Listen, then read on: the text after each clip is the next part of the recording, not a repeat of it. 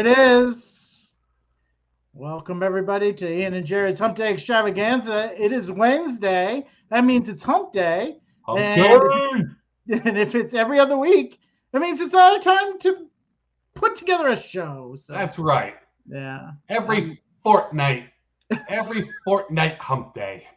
Why did Fortnite go out of favor? I don't know. It's like such a cool sound. It's such a cool sound.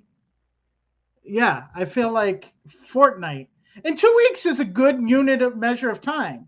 Like, it's one that I wouldn't have lost. Like, yeah, every 2 weeks. Fortnite. I have the idea. It's like, okay, you're arrested for drunken, disorderly, and trespassing. You're going to spend a fortnight in jail. And it's crystal clear. 2 weeks in jail, that's more words than you need, right? Exactly. Fortnite.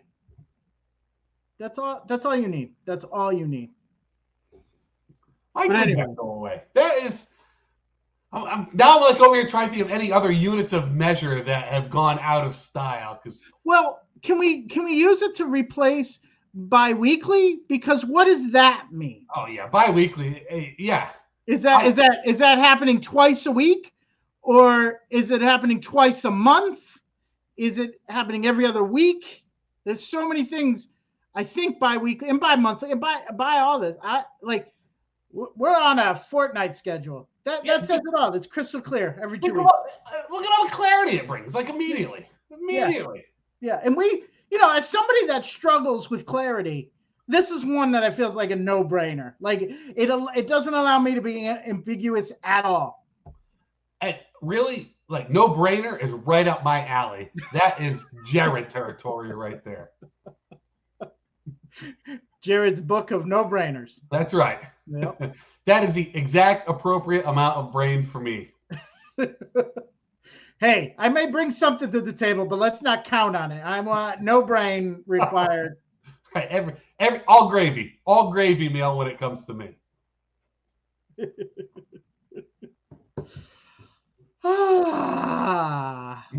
So we have reached that time of the year where the weather is getting warm and the pollen is going nuts. Yeah. I have tree sperm up my nose so bad. Like I never call in sick. I've never called out a sick day in my life. Last week it was so bad. I ended up came home after lunch.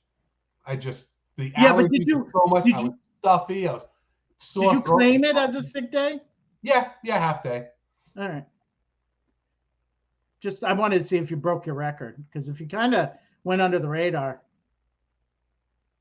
That's true. I would have gone to my boss, hey, I got a perfect record going. I can't work anymore, but I don't want to claim it to break that record. Are you cool with that? I bet if I were a supervisor, I would be okay with it. I should have gone for. I wonder if I can go back and just change my timesheet anyway. Yeah. Submit and approve, but is that shady? Maybe. Yeah, hey, a perfect record's a perfect record, right? You got to do whatever you can to preserve it. Right.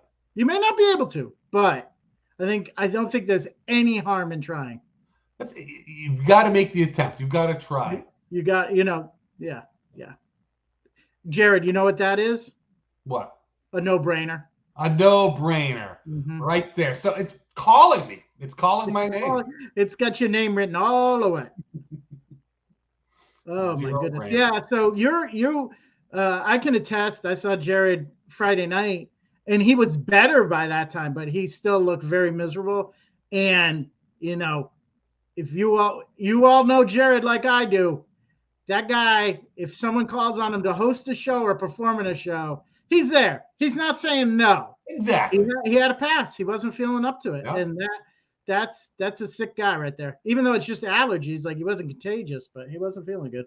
I don't think I've ever turned down coming into a set if other than I couldn't be at the actual theater that night. Right. That's the first time I've ever been there and said I can't. Even if you weren't performing in anything else, I could also understand if I'm already performing here, I don't want to be in both groups. Right. Although I think you would do it. And I have many times. Yeah. But I would, so the fact that you were just there kind of as the AD Yeah. and had the opportunity to perform and turned it down because you were. That's when I knew. I was like, oh, he's not faking it. Bad news right there. Bad news right there. I should have, faking it for the attention. I'm not above that at all. No, But I'm not a good enough actor to have faked. no, you would have been if you were faking it. You would have been like, all right, Ian, you need me. I'll go on, but it hurts me. Right. And just know if I have a wonderful set, how amazing that is because I'm so I shouldn't be on stage right now. Yeah. If I was faking it, I would have been milking it for Yep. all I was worth. Yep. You would have worn a T-shirt about it. Moo.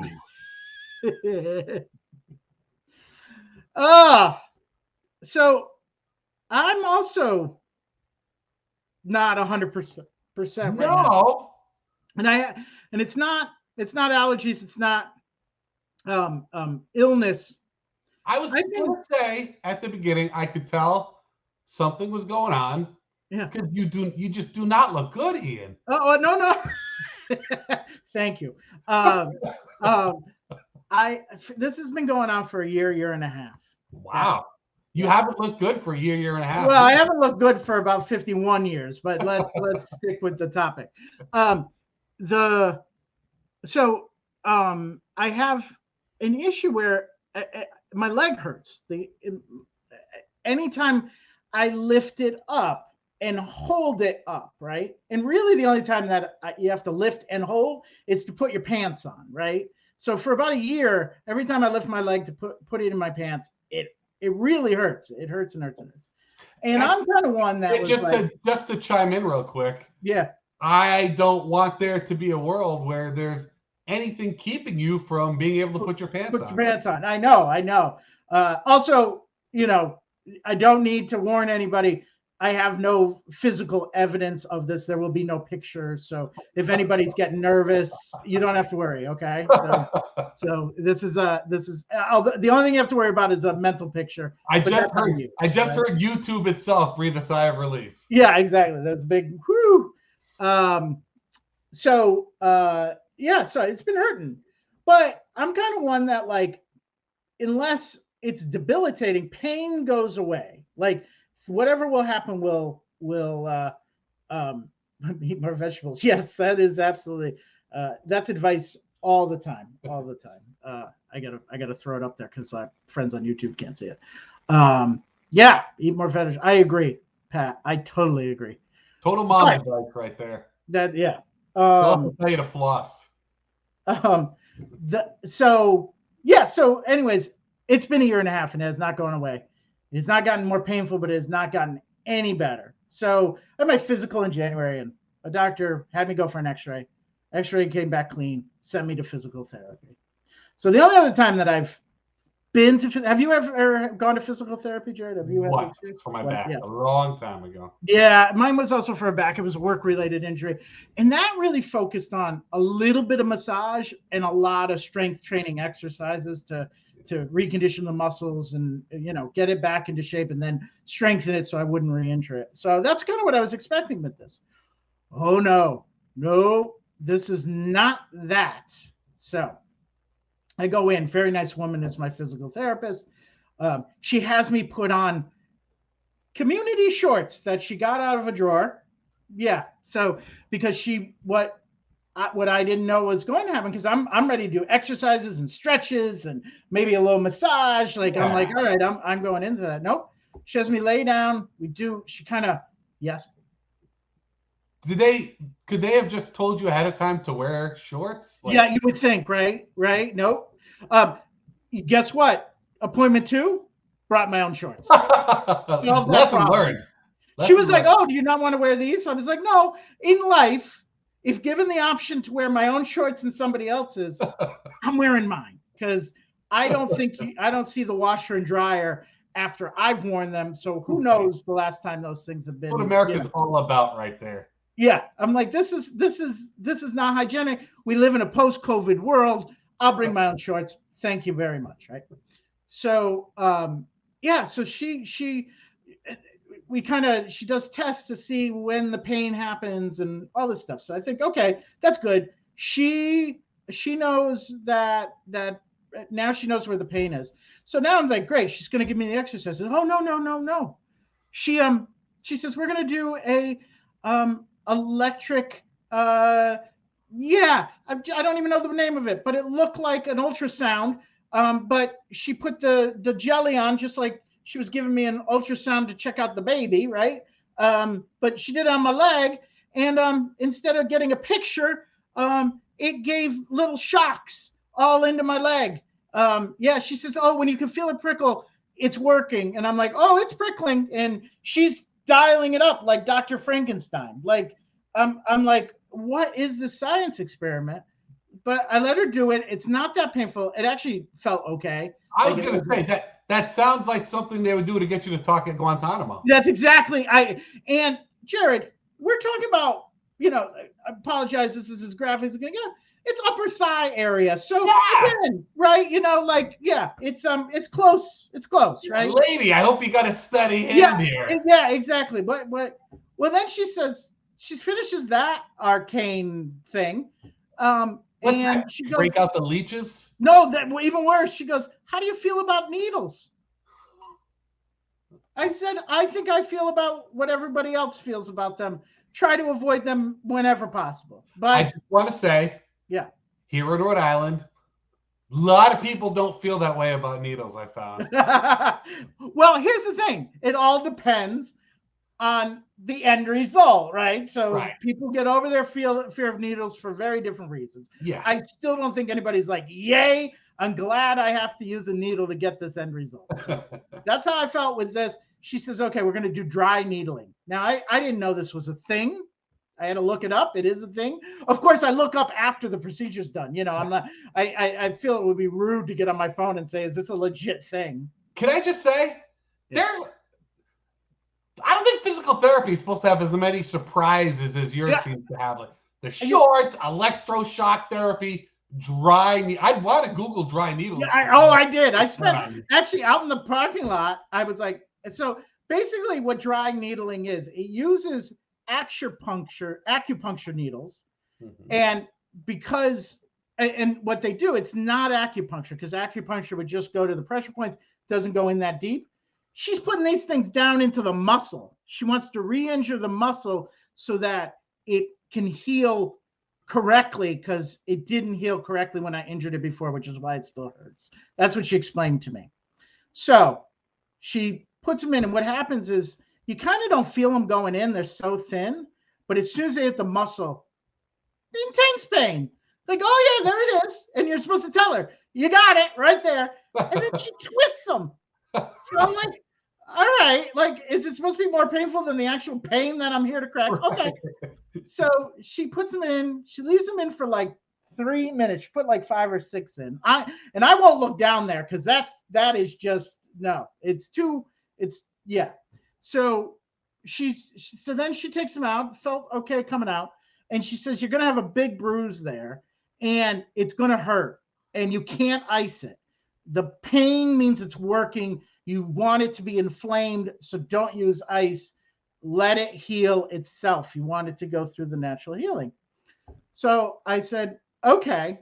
And I had dinner plans after, so I take off their shorts, give it back to them, and get dressed, and I'm walking out, and it feels like blood's coming out of my leg. It felt a little, but I think it was the residue of the jelly they used, but it felt like it was kind of damp down there.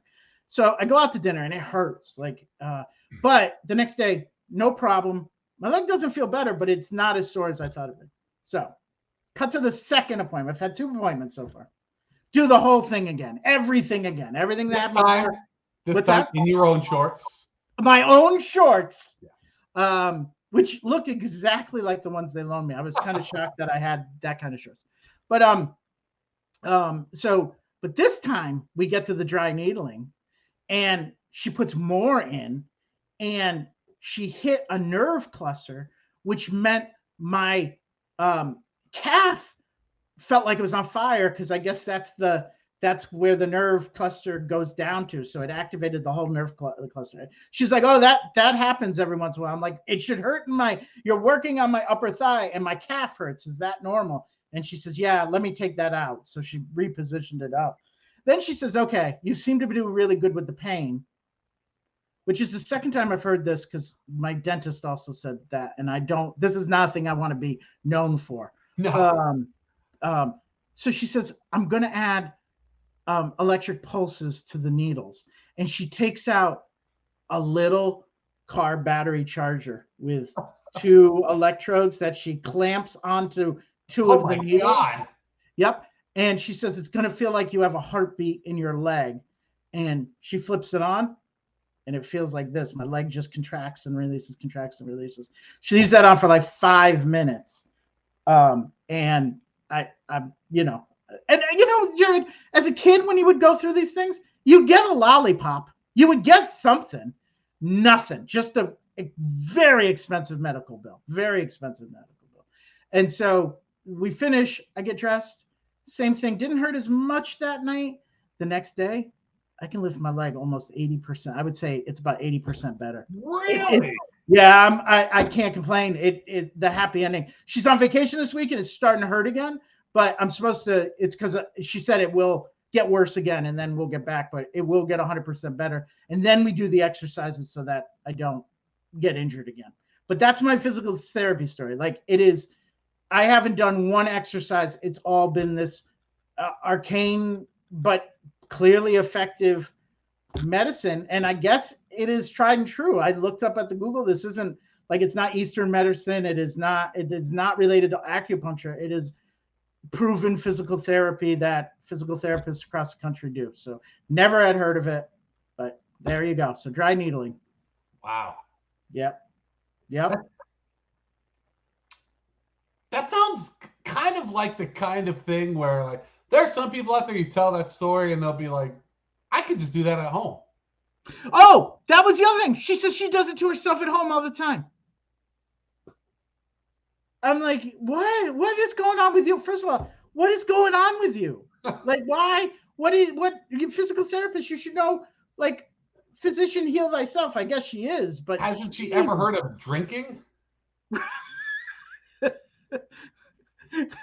Is mild over the counter medication not working for you?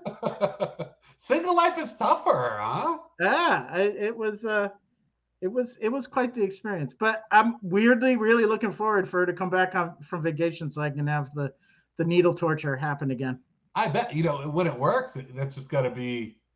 Yeah, I mean, it is amazing, and I mean, it's really a weird injury because it isn't even, I can lift my leg, like walking doesn't hurt. I can lift my leg. It's when you hold it up for even a millisecond. Like if you were not in the active pulling it up and pulling it down, right? As soon as you stop, it activates that muscle to hold it. And that's what's injured. So really, if you think about it, it only hurts a few times a day, but boy, does it hurt, like it makes you get the wincy face. You know what I'm talking about? You get a wincy face.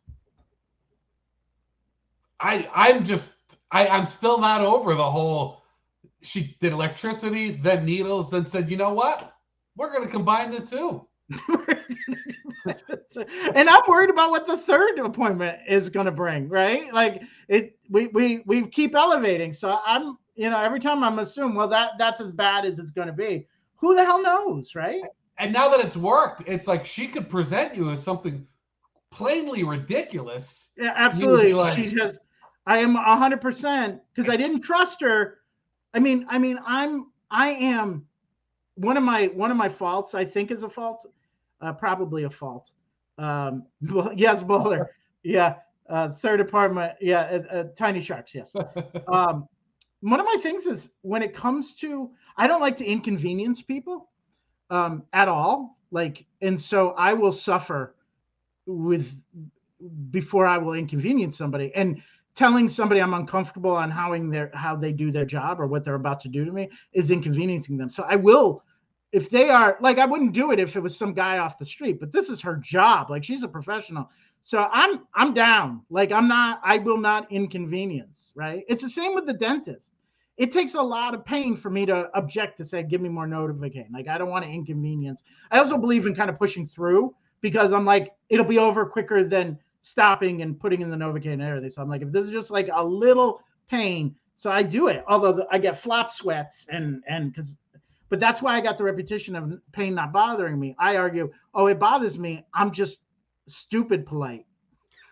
You know, I'm like that, except at the dentist. At the Yeah. dentist, it's like, you need more Novocaine? Yes. Yeah. The answer is yes. I'm out in the waiting room asking for Novocaine. Yeah.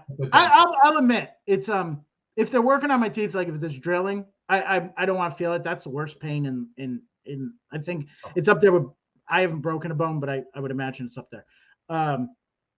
But when they clean the teeth and they do she'll offer like, do you want me to numb? And like it's not that drilling, but it's uncomfortable because she's working on the gums and all that stuff.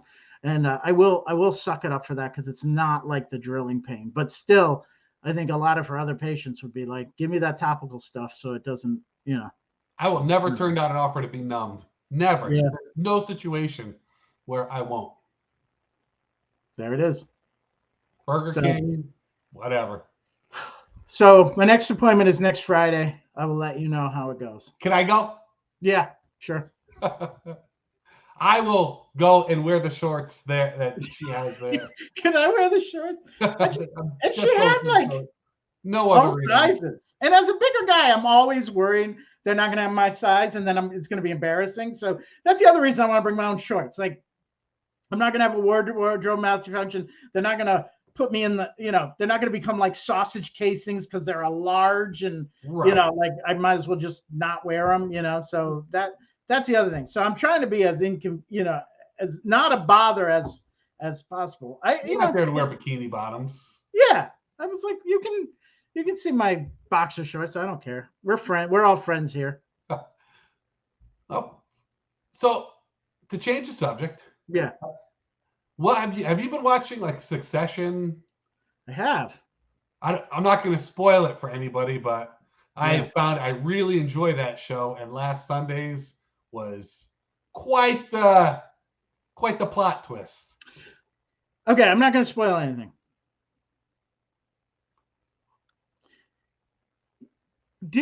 Was there any strong emotion for the characters this week for you? Yeah. I saw a lot of people on social media saying, I really felt a particular way that you would feel in that situation. But because they are such lousy characters, I didn't have the sympathetic response that everybody on Twitter seemed to be having. And I'm like, am I the anomaly, or is this weird that people are having this? So I couldn't normalize it. No, I did. I was surprised that on the show they had as strong emotions as they did. Yeah. I was reeled right in. You were? Yeah. I just was like, these people are horrible. So I can't get that invested. And this is true. This is true of any emotion. So I'm not giving anything away. This has been true all along. When something bad happens to them, I'm don't get angry when I just am like, you all, and I love the show. So this is not a criticism of the show, but I don't relate to them like I would characters I really like, because I kind of hate them all. I'll be honest, the one I kind of feel the worst for, the only one that gets it sympathetic, is Connor, because he is just like, he is a non-entity, right? Like, it's a great show. Yeah, great. It is a good show.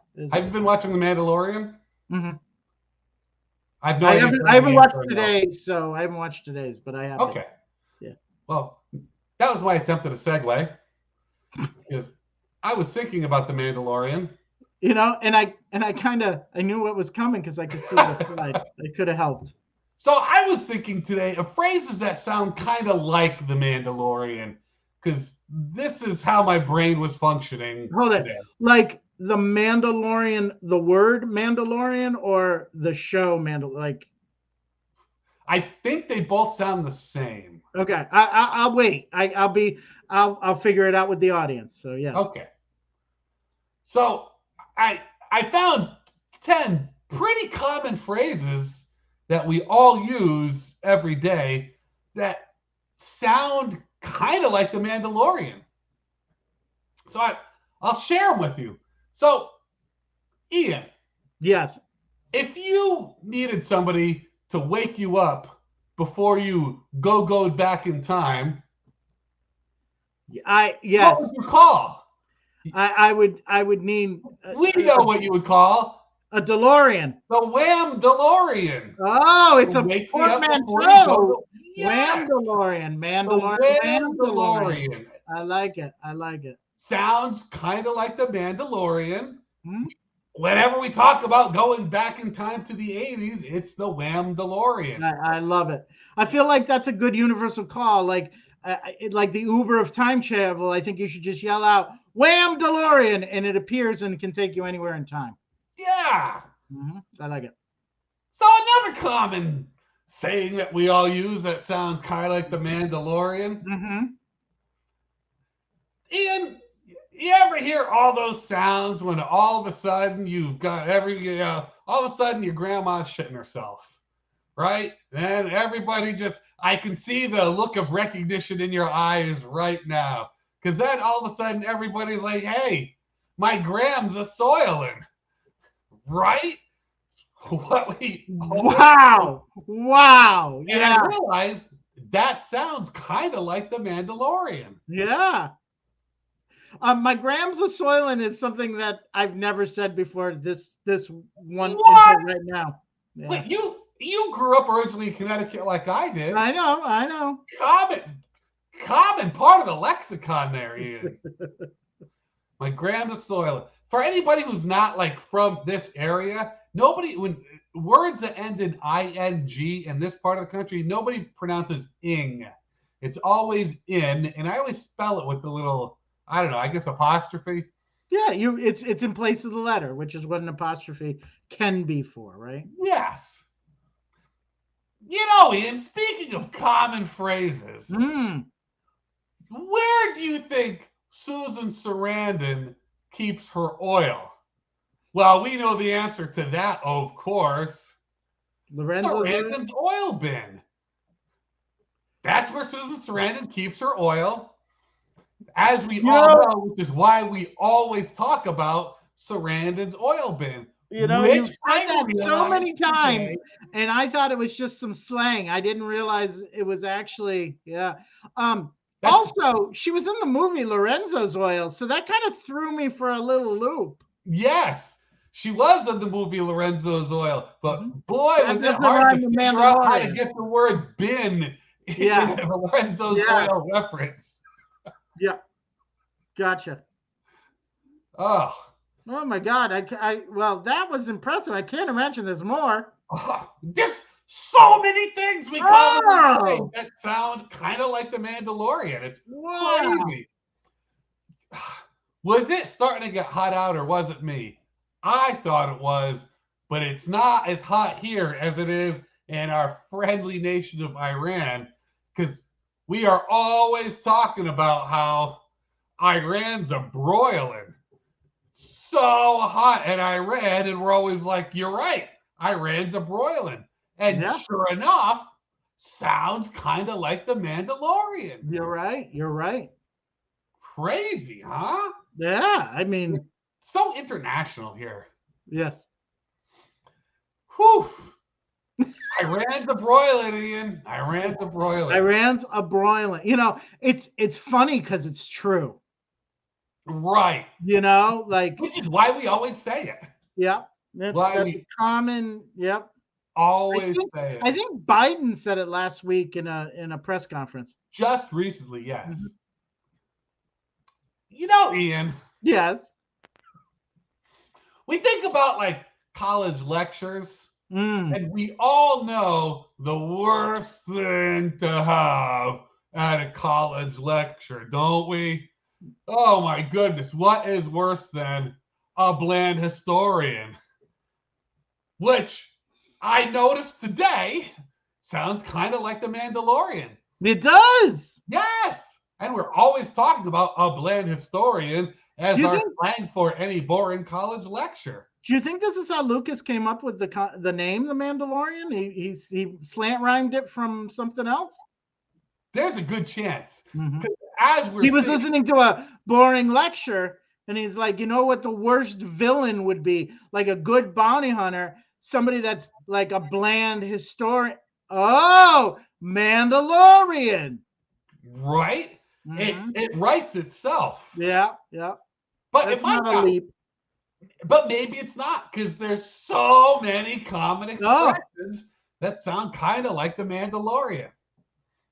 You know, Ian, it's like people are always saying, each of us is our own calendar, right? mm-hmm. We're always saying that. And we're never sure what kind of calendar anybody is, except for one person. I know where this one's going. Yeah, our friend Stan, because we know Stan Stan is Gregorian. Yes. Oh, I feel validated. We all know a Stan, and we all know he's Gregorian. Mm-hmm. And we're always saying it. And we say it a lot, but you don't think about it. But it sounds kind of like the Mandalorian. It does. It does. Oh, we talk about food a lot on this show, don't we, Ian? Yes, we do. It might have something to do with neither one of us eat before the show. Right? Mm-hmm. And there's so many common food expressions that are out there. So many. So many, None that I can think of right now. No. Most of them coined by Guy Fieri. Right. Flavor Town, we say that. Yeah. But, sometimes we're thinking about cooking dessert. Mm. And so, when we're cooking dessert, there's certain desserts that you just know when they're about ready. Like a flan? Don't you try guessing these, Ian, because it's just going to make it worse. But we do often say, the flan's a boiling. Oh, that one's very close to Iran's a boiling.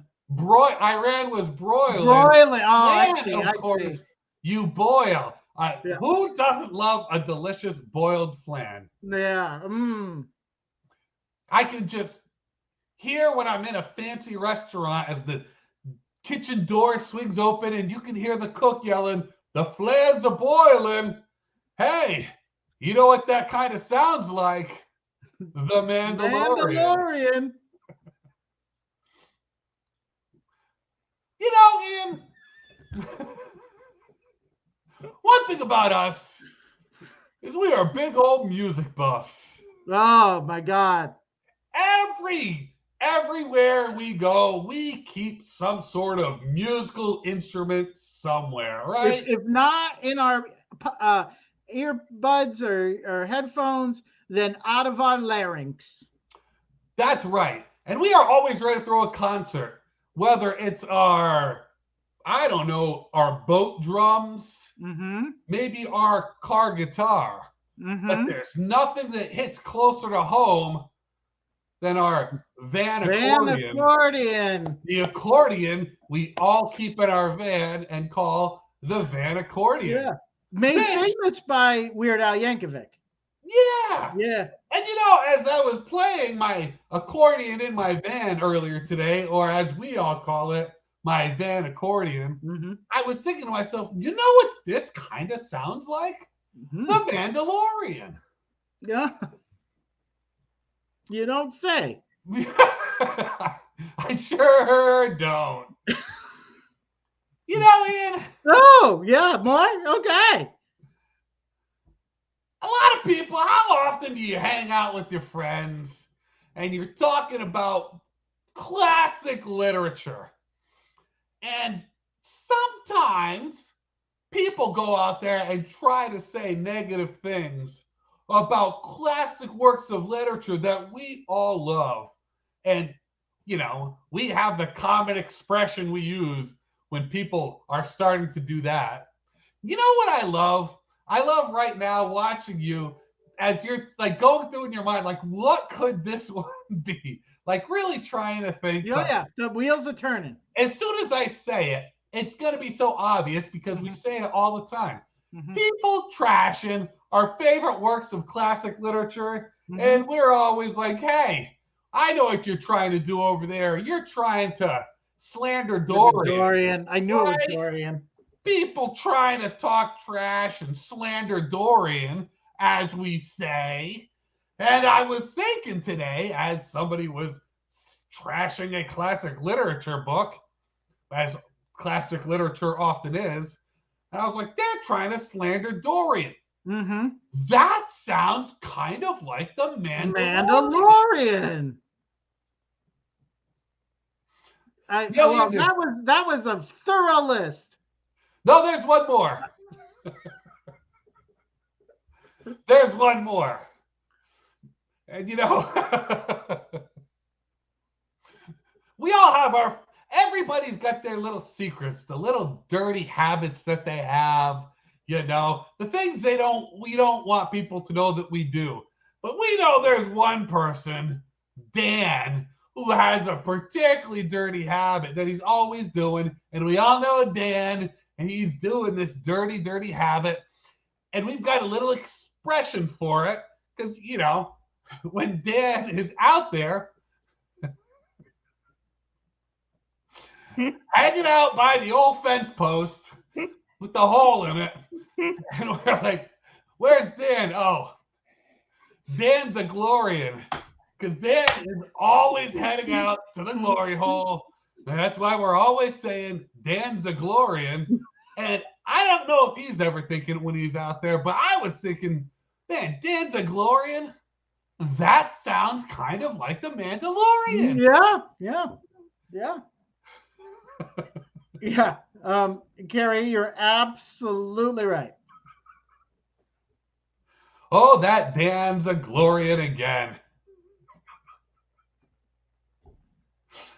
Oh, that common saying. I wish I knew more people named Dan or Stan, just so I could share these with them directly.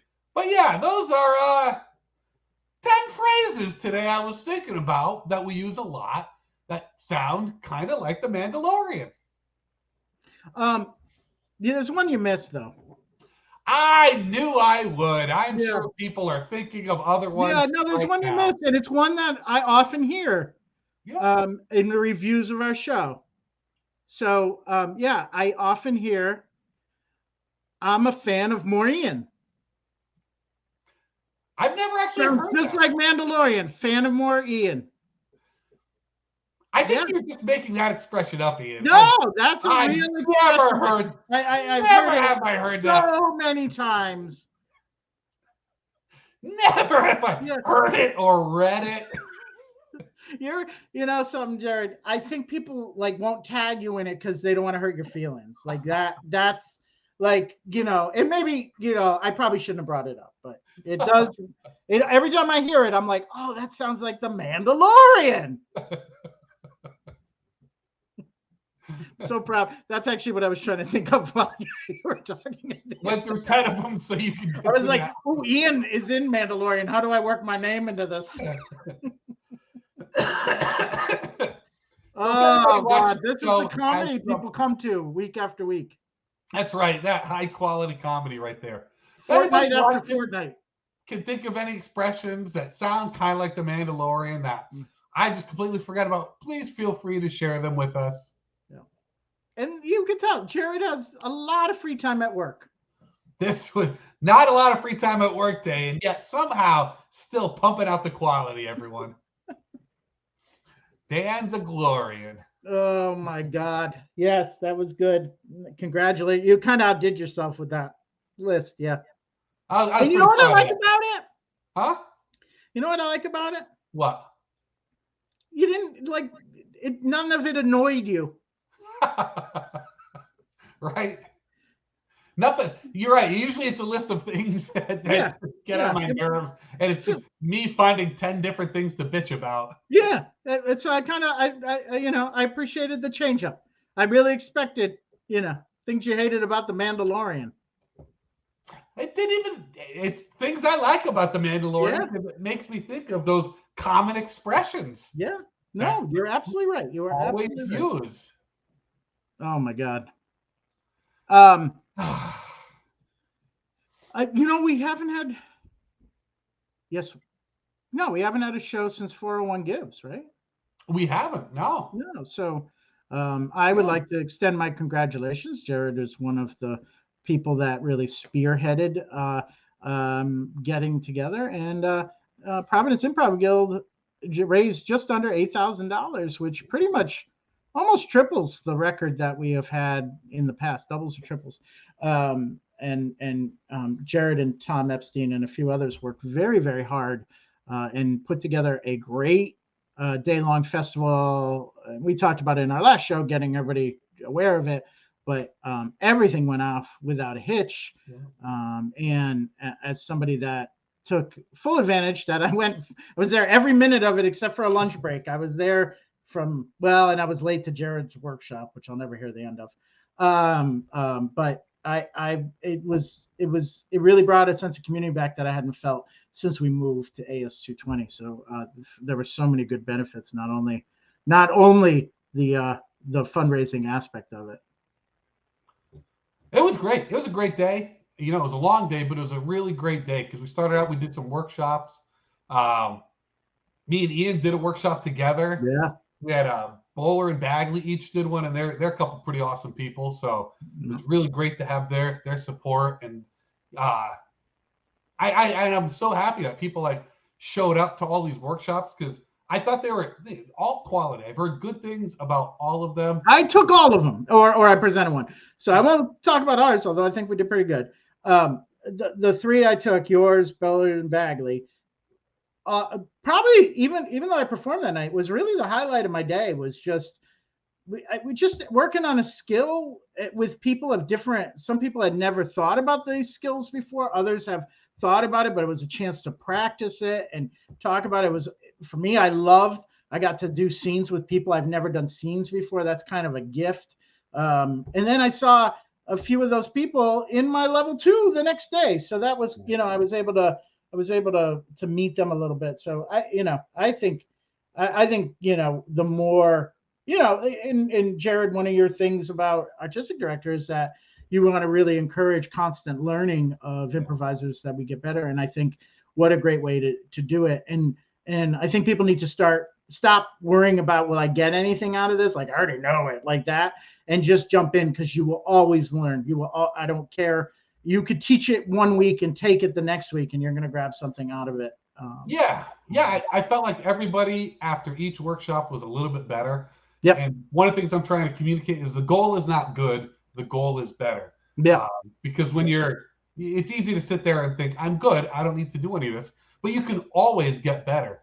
And I mean, some of the people who were in the workshops, we had Bagley, Bowler, like some of the best improvisers around came and took the workshops, along with some people who were like very much at the beginning of their journey. Of learning about it. Miles and Katie were in there, but excellent, terrific improviser. And they still took a workshop with skills that they already had, just to get a little bit better. And everybody got a little bit better. And that's one of my big things. I just really pushing people to focus on getting better, because it's fun to be better. And doing the work, getting better, I think it's enjoyable in this realm. Like, getting better at long distance running is not fun, because you're doing long distance running to get there, which is not fun. But getting better at doing like improvisational comedy is fun, because you're doing improvisational comedy, which is fun to get yourself there.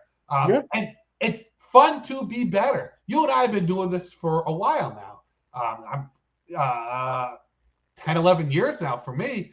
And getting better has been great. It's so great when you reach the point where you're able to do things on stage and you start getting your own laughs. And then when you can start doing things on stage in a scene and set everything up and everybody gets to laugh, and just the continued improvement, it's an enjoyable world to be better in.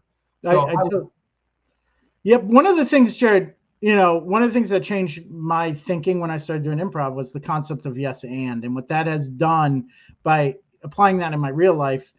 You're always accepting somebody's offer and building on it, and that happens every day. Ideas are generated, that sort of thing, and it's so much better than yes but, which is what I think we default to, right? The other thing that I do when I'm teaching leadership is we talk about a growth mindset, and the idea of a growth mindset is that your skills are what they are right now, but they can always be better. And the word that is associated with growth mindset is yet. So I'm not where I want to be with improv yet, right? So it really encourages it. And I really believe that lifelong education of improvisers is part of the culture, and it needs to be part of the culture, because you shouldn't just take 4 levels and expect to do great on stage every week. It's an art form, and you need to practice it, and you need to recognize, I will be better if I keep working at this. I'm going to be better a year from now. I'll be better 2 years from now than I was a year from now. And it goes on. And if you really feel like, I'm as good as I'm going to get, you're selling yourself short, right? Yeah, I am a classic underachiever. Mm-hmm. If there's 99 other people in a room with me, and somebody comes and says, do this brand new thing, I will be one of the 5 best at it in that room all the time. On that first day, I'll be one of the 5 best. But after a year, I will be one of the 5 worst. 5 worst, yep. Classic underachiever, good at things early on. Then it's like, I don't need to work on this. Then everybody's better than you because they practice it and they get better at it. This is one of the only things in my life that I've really kept on working at to get better and better. And I'm really hard on myself. And sometimes I can very easily discourage myself, but I keep on doing it because the payoff is so good. It's such a positive payoff. What's the worst thing that happens? The worst thing that happens is, people are laughing a little bit less in that moment in time. It's a good thing. It's an amazing thing. And, if I'm successful in this, I take it and apply to other areas that I may struggle with, or maybe this gives me an idea of how I can improve in my work life, my personal life. Because again, my negativity, I used to be what I call as a typical New Englander. And I was really apparent when I lived down south, where everybody is very, very generally friendly, right? And I just have that New England thing. But now with Yes And, I just approach everything not on a negative. I don't start to pick things apart like I used to. I'm like, let me just accept that on face value, but let's try to build on that, and it's just, this changed so much. And I've been doing improv for 8 years. So that in the last 8 years, I can see I'm better at my job because of it, so anyways, we can geek out on this all day, but yeah, I'm not better at anything else because of it. I still pick things apart mercilessly. Yeah. That is what I do. Yeah. No, what I will not do? You know what I will not do? What? I will not slander Dorian. Classic work of art right there. Great literature. And when I think of the concept of Yes And, I think, Ian, of your physical therapist. Oh, going to put a needle into my leg? Yes. And I'm going to start shocking in my leg. Yes. And I'm going to put a needle in my leg and shock it at the same time. I'm telling you. The concept of Yes And at play right there. Bowler is probably right that it's tiny sharks next time, but if it's not tiny sharks, I think it's snake venom is going right into the needle, right into my muscle. She's going to be like, can I just sit there poking you in the eye? I'm just going to poke you in the eye. Is that okay? And Jim, I don't know you, but nobody needs to see this.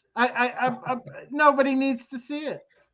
Ian was just talking about those little tiny shorts they were trying to put him in there. Yeah. You can't see that.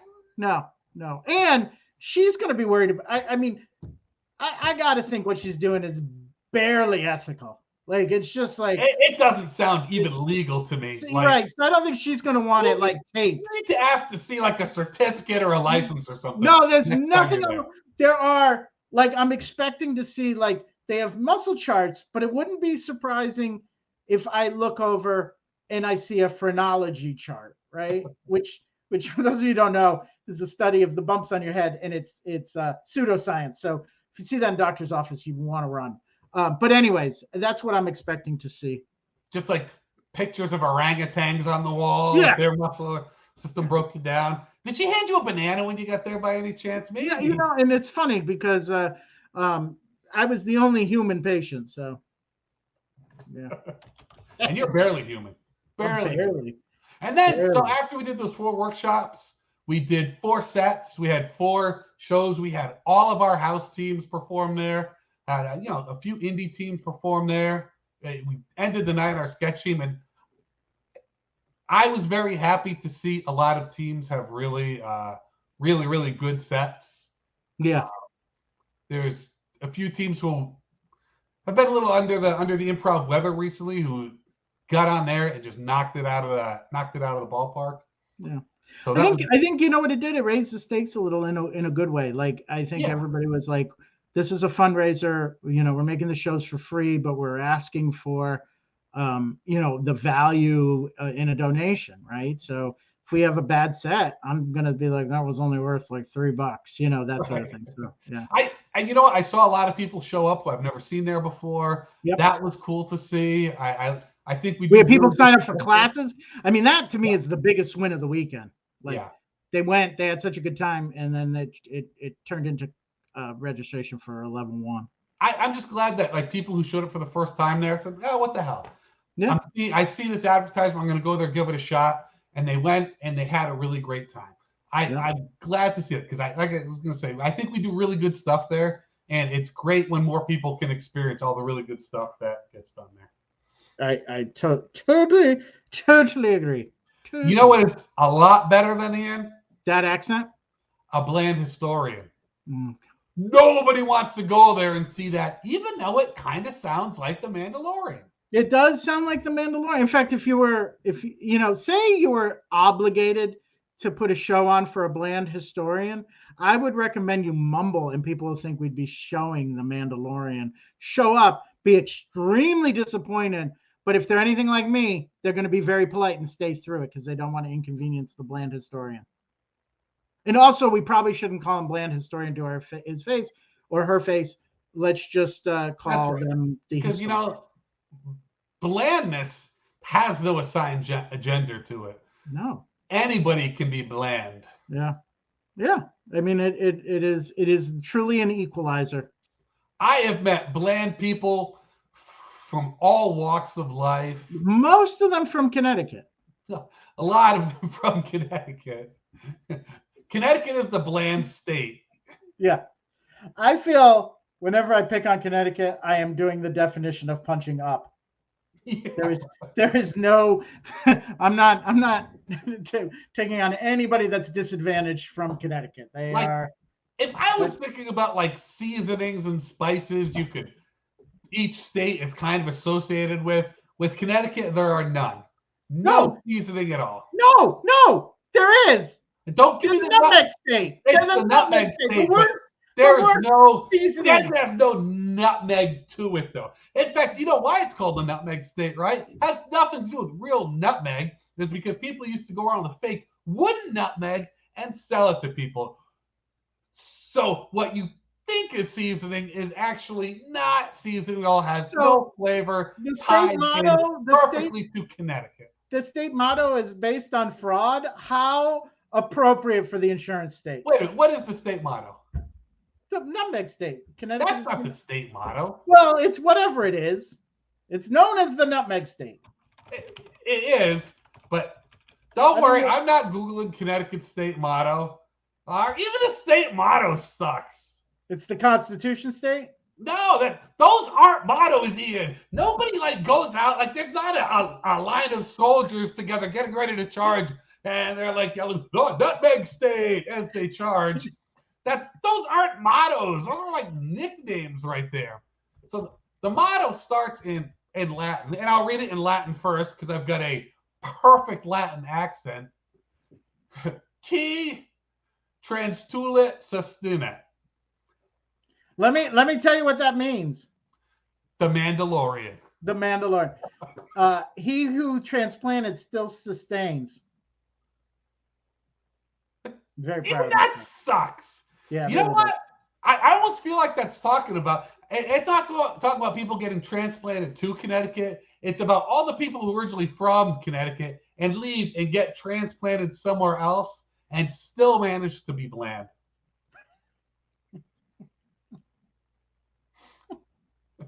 So the nutmeg state is a nickname. That's what I just. Yes. Googled. Okay, so it's a nickname. It's not a motto. No, its nickname is the nutmeg state, and it's bland. Just saying. Yes, it is. Oh, I cannot believe. Justin, this is why we do our show. People may be more entertained by Sitting Ducks podcast, but I guarantee they don't learn as much about Connecticut. That's right. How many I'm wondering if I hope no other bigger names go out and steal our formula for success, which is talking about how boring Connecticut is. I feel like a lot of miles out of that. I feel like Kevin Hart's itching for ideas. The next Kevin Hart special. How bad is Connecticut? It's boring Connecticut. It's his next special is just a bit on how bad 95 sucks, which he stole from you from 3 weeks ago. So you know what, Ian? During 401 Gibbs, I didn't do the middle two workshops because I needed to get lunch because I was going to leave. Now, I may have said here on the show before, my favorite type of food is barbecue, American-style barbecue. I've done a cross-country tour for it. Yeah. I love it. Like, to me, like, mediocre barbecue is still good. Right. So I never really find bad barbecue. Bad barbecue is still pretty good. Just a second to cough. So there's a barbecue joint not far from where we do our improv in Providence at AS220 Providence Improv Guild. Come on down and see us. It's called Dirk's Barbecue. They are not a sponsor of the show. And like, I heard they up on Thayer Street and moved to the downtown area. Yeah. So I went there thinking like, okay, I'm going to get some barbecue joint right there. Sometimes you go there, you smell the smoke. It's going to be good. I don't understand barbecue places that, don't have barbecue combos offered on the menu. Like, the worst menu, and it's the worst menu I've ever seen. It's a stupid barbecue menu. Like, if I go to a barbecue joint, I want something where it's like, the 3-meat special. Ribs, pulled pork. I don't. Yeah, and friggin' sides. And I want. Like for me, I know I'm a little bit in the minority, but collard greens are just. I love them. I love them too. I'm actually a big collard green fan, especially when barbecue joints do them. And that vinegar brine that it's in. I love it. But there, it's like you can get sandwiches, or you can get like pounds of meat. Like, how are that my options right there? Like, I wanted just barbecue. I didn't want the whole just a sandwiching, because then you only get one meat. But I didn't want to order meat by the pound either. Yeah, no, it's almost impossible. And here's the other thing. Did you have a lunch partner, or did you go by yourself? I went by myself. Yeah, that's the other problem is, if you went with somebody that was itching for the same thing, then maybe you could cobble together a shared, but I don't want to do that because nobody likes what I like when I go. Like, you can't go with anybody that is at all health conscious. Right. If I don't have the meat sweats, I failed, right? I cannot go to a barbecue joint with somebody who is a better human being than I am. That's exactly it. This should bring out our base carnivore, and this isn't for everybody, and I appreciate it. There's no shame in it, but I don't trust. Like, you got to earn my trust to be a shared meal partner when it comes to a lot of things, but certainly barbecue. Yes. And one other thing they do there is they don't have fries. And to me, a barbecue joint has to have fries. Reason for that is fries are a great medium for barbecue sauce. And I love them when there's like different kinds of barbecue sauce, but no matter what, fries are good in every kind of barbecue. They don't have fries there. Who wants potato chips with their barbecue? Don't give me that crap. They did have pretty decent collard greens. I will give them that. Yeah, I agree. But again, you got to order them separate, right? Yeah, I did. I want my platter. If it doesn't have a platter where I get to slap a bunch of meat together and a bunch of sides together, and it didn't come with cornbread. You got to order cornbread separate. It's like they said, you know what?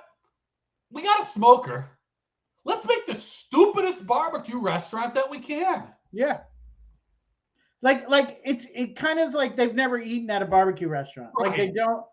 It's like it's a barbecue restaurant by committee. That's what it is.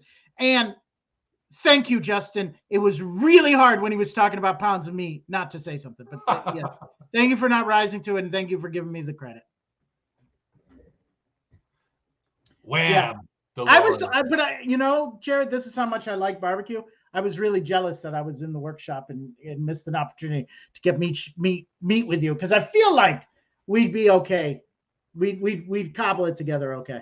You know what it would have been? It would have just been I would have had somebody to bitch about how No. stupid the menu is. Absolutely. I'm so angry. I would have been asking for Dirk. Let me talk to Dirk. Yeah, bring Dirk to me now. Give me a red pen. I got some notes on this menu. You know, yes. Me, Ian, and one more. I went to somebody's wedding a few years ago, and Dirk's catered it. Excellent. Excellent. We've talked about that. Have you had Bear's Barbecue in Hartford? No. Oh, you that's one you gotta. I'm not going to Hartford.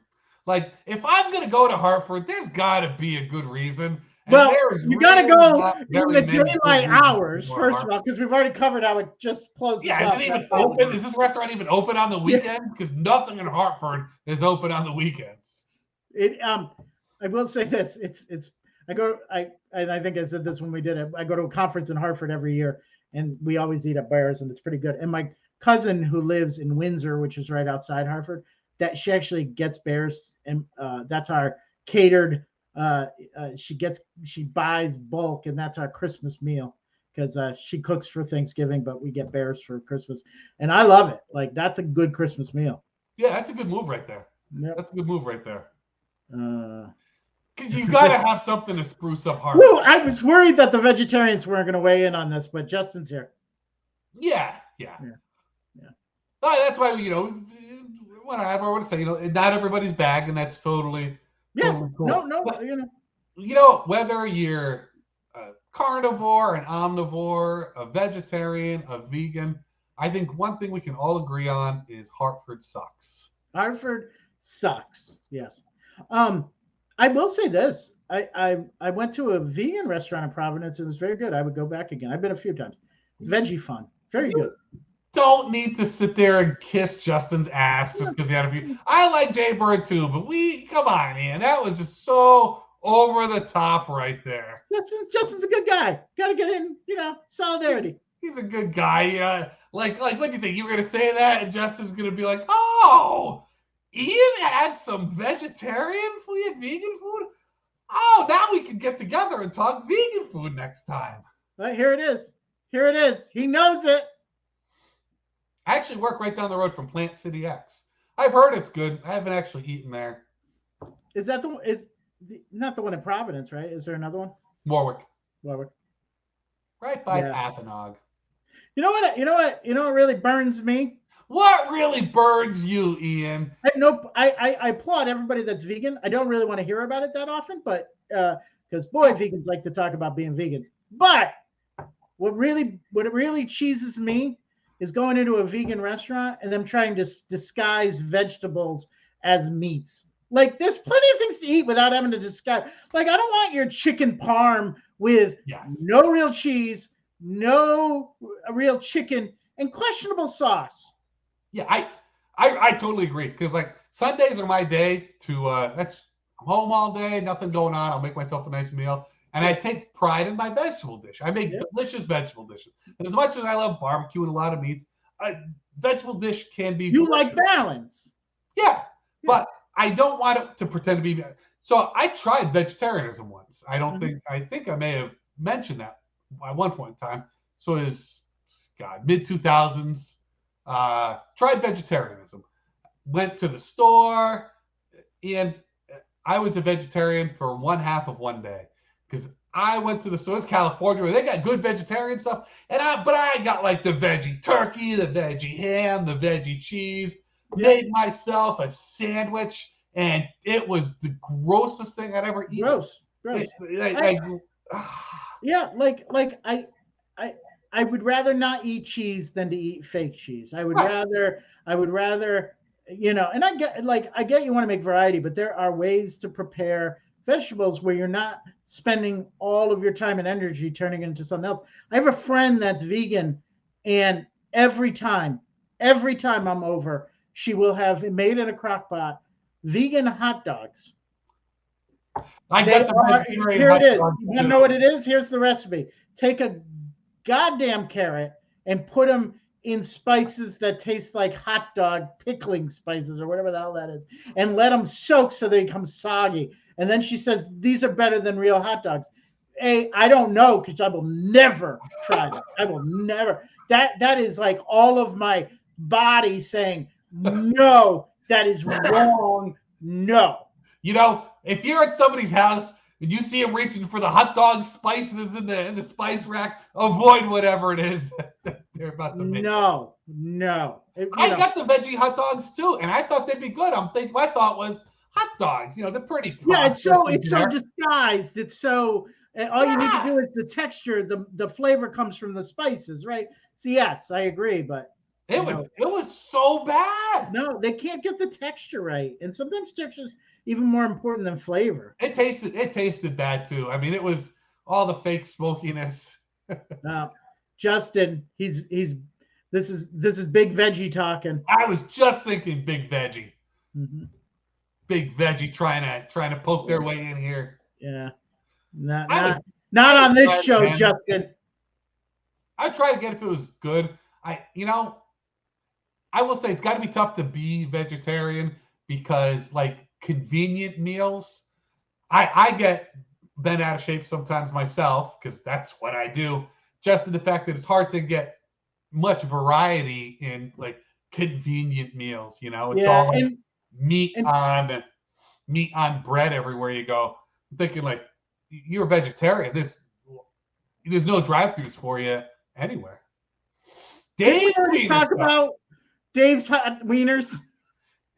So Dave's wiener sauce. So I went to Dave's Market and they sell Dave's wiener sauce there, which I think they needed to workshop the name of their product a little bit better because they're selling Dave's wiener sauce. I took a picture of it and I put it on my buddy Dave's Facebook wall, and I was like, I guess you got a good side hustle going there. Trevor, you got to let us know. Is that a deep callback, or are you really advocating for Dave's wiener sauce? Hold on, I'm gonna. As we talk, we got to make sure the show goes on long enough that I can hunt down the Dave's wiener sauce. All right. It is a real picture that I took. Justin, you just can't replicate a hot dog, and I just have one thing to say about that. That's what she said. And Justin says it's Dave's wiener lube. Oh, Trevor, it's a callback. It's a callback. I told you, caller, long-time listener. Nicely done. I'm gonna hold on. Keep going. The comments are going crazy. I'm reading the comments. Good job, everybody. Dave's wiener sauce. It is delicious. I don't know. I haven't had it yet, but I can't believe. I still can't believe. So I'm assuming this makes more sense. So it's a flavoring you would put on something that is not a hot dog that you want it to be a hot dog. So what I think it is like in Rhode Island they have, for people who don't know, the Rhode Island hot wieners. It's like the New York system style. It's a meat sauce on there. So I think that's what the sauce was. I think that's what the old wiener sauce was. Oh yeah. It definitely is that meat. Oh, Justin's coming in hot. Jerrod will like Dave's wiener sauce. Yes. Jerry just hangs around that aisle in Dave's all day long. I think I put it on the show before. I mentioned it on the show. Is it in our back catalog? It is. Yeah, Dave's own wiener sauce. Dave's own. Look at that wiener sauce. It's even worse than Dave's wiener sauce. It's Dave's own. Like nobody else. Dave is involved with the making of every one of these wieners. $4 a pound for Dave's wiener sauce. That's a good deal for wiener sauce, Ian. Yeah. Dave's own wiener sauce. Woo! I can't believe you just Googled that and we had it all the whole time. I can't even remember what we were talking about leading up to that. Oh boy, we usually try to keep it classy. Not today. In the frozen food section at Dave's Market, Dave's own wiener sauce. I just don't know. I think there are some things you shouldn't make at home, and New York System hot wieners is one of them. But wiener sauce, there's only one place to make that, and that's at home. Or apparently in the back room of Dave's. That's why I think it was a mistake. So I think it was a mistake. You know, people scooping your food at Dave's. It's like, are you Dave? Did you wash your hands before you started scooping out the ziti right there? Dave's own wiener sauce. None of this rhymes with Mandalorian. And so that begs the question, like, do you think Dave's wiener sauce is tastier when it's fresh? I bet it is. I feel like is it a condiment or is it Planned Parenthood? If you're gonna Dave's own wiener sauce comes with safe handling instructions. So make sure you read that thoroughly. Put that back up. Sure. Oh, it doesn't have a big sell-by date. Like, you gotta eat it. You gotta consume it quick. That's right.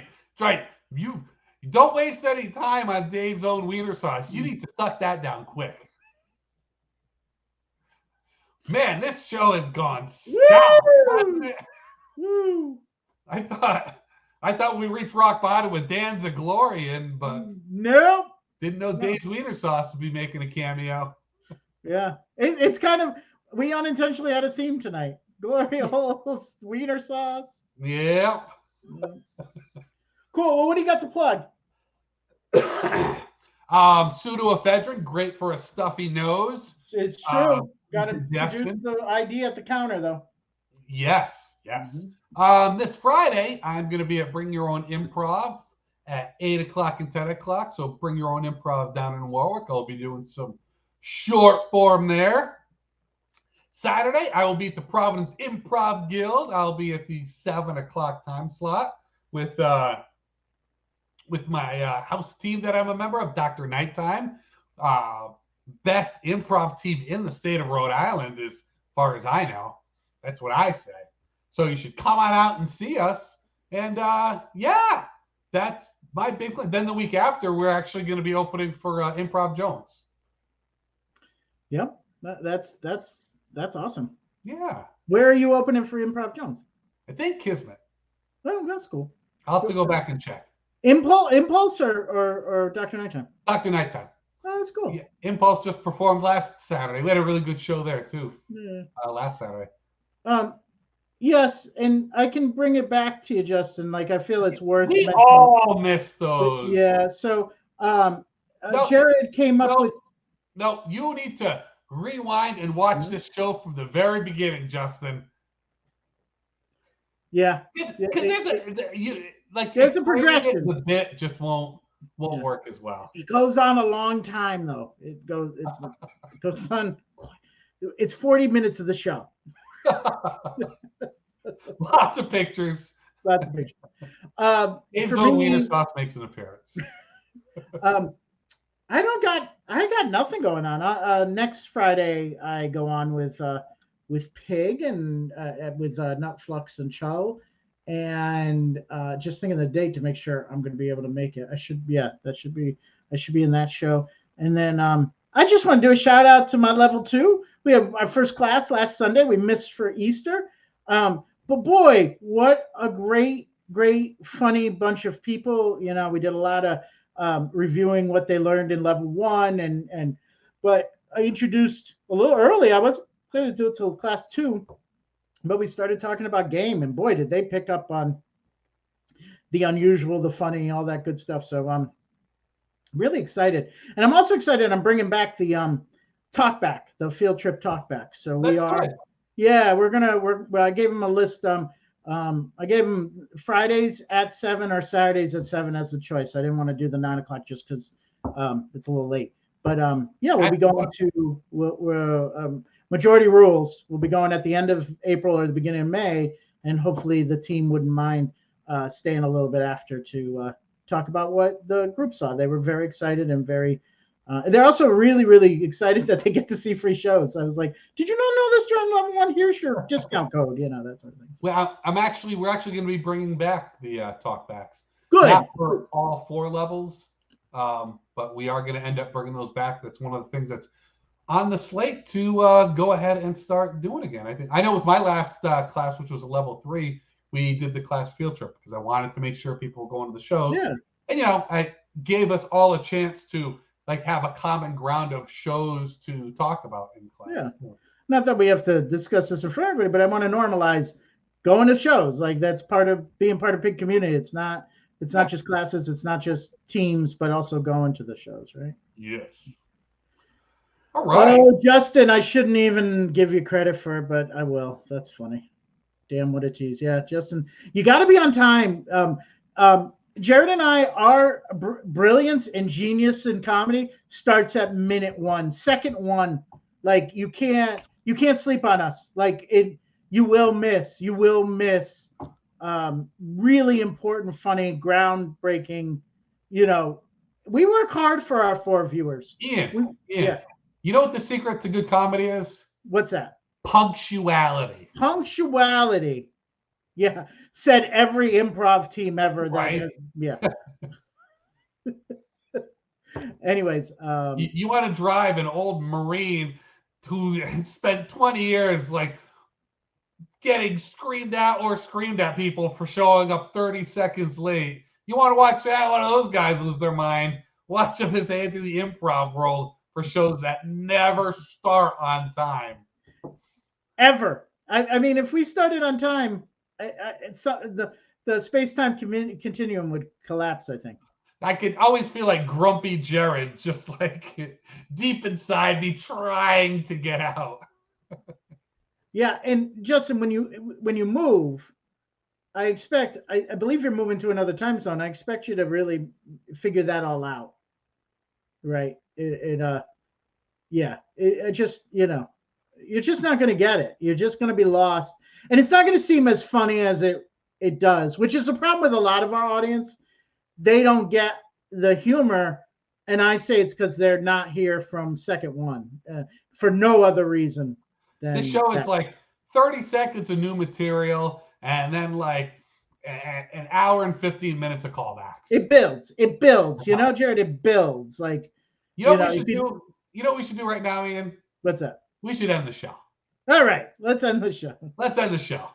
All right, everybody. We'll be back in a couple weeks. 7 o'clock. You know how to find us. And thanks for, as always, tuning in. And Jerrod, thanks for being co-host with me. You're welcome.